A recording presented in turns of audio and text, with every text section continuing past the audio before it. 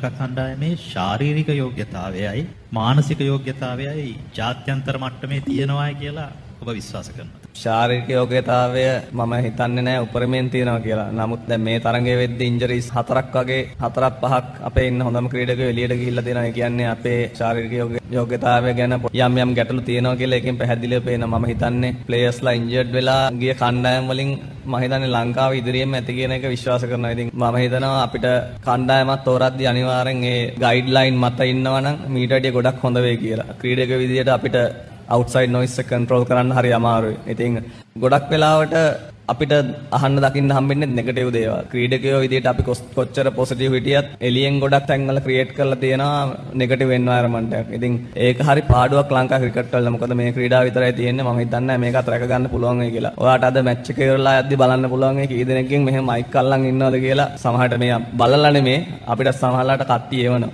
ඒ ඇයි නෙගටිවිටි එක මෙච්චර පතුරවන්නේ? හරි වර්ල්ඩ් කප් එක පෙරදුනා අපි හේතු දන්නවා. අපිට කන්සර්න්ස් තියෙනවා හැමෝටම කතා කරලා හොඳ පැත්තට හරව ගන්නවට වැඩිය නෙගටිවිටි කියන එක සෑහෙන්න ඉස්සරහට ඇවිල්ලා තියෙනවා. අපි ක්‍රීඩා කරලා යයි. ඉදිරියට එන ක්‍රීඩකයන්ට සපෝට් එකක් විදියටවත් ඒ දේවල් ගවර්න්මන්ට් එකෙන් හරි නැවැත්තුවොතින් ගොඩක් මානසික සුවයට ඒක පහසුවක් වෙයි කියලා මම විශ්වාස කරනවා. එතකොට ඔයා හිතනවාද මේ නෙගටිවිටි එක අඩු කරන්න තරම් සාධාරණයක් ක්‍රීඩකයෝ ඉටු කරලා තියෙනවා? ප්ලේයර්ස්ලා විදියට අපි සමහරලාට සාධාරණයක් ඉටු කරන්නේ ඒ ප්‍රේක්ෂකයන්ගේ එක්ස්පෙක්ටේෂන් එකට. නමුත් සමහරලාට වර්ල්ඩ් කප් එකක් ඇතුළත අපිට මේවා කතා කරන්න බෑ. මම හිතන විදියට කතා කරනවා නම් ගොඩක් දේවල් තියෙනවා කතා කරන්න හේතු දක්වන්න තියෙනවා. මේක මං හිතන්නේ ඒකට අවස්ථාවක් කියන එක.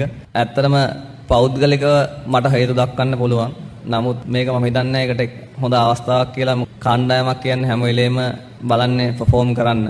වර්ල්ඩ් කප් එකක් විශේෂයෙන්ම මෙතන ඉන්න කිසිම ක්‍රීඩකයෙකුට මම හිතන්නේ ලංකාවේ වර්ල්ඩ් කප් එකක් සෙල්ලම් කරන්න පුළුවන් වෙයි කියලා. ඉතින් හැමෝටම වුණාවා තිබ්බ සෙමි ෆයිනල් එකට එන්න ඒ කැක්කුම තිබ්බා. මම හිතන්නේ ඔයා කිව්වා වගේ අපි සාධාරණයක් කරේ නෑ. නෙගටිවිටි එක අපි ඒක අහන එක සාධාරණයි. නමුත් මානසික පැත්තෙන් ගත්තොත් අපිත් ප්ලේයර්ස්ලා අපිත් හැම වෙලේම බලන්නේ මේක දිනවන්න. ඉතින් අවාසනාවකට අපේ පැත්තට මුකුත් වෙන්නේ නෑ මේ වෙලාවේදී. ඒකට ගොඩක් සෝරි. ශ්‍රී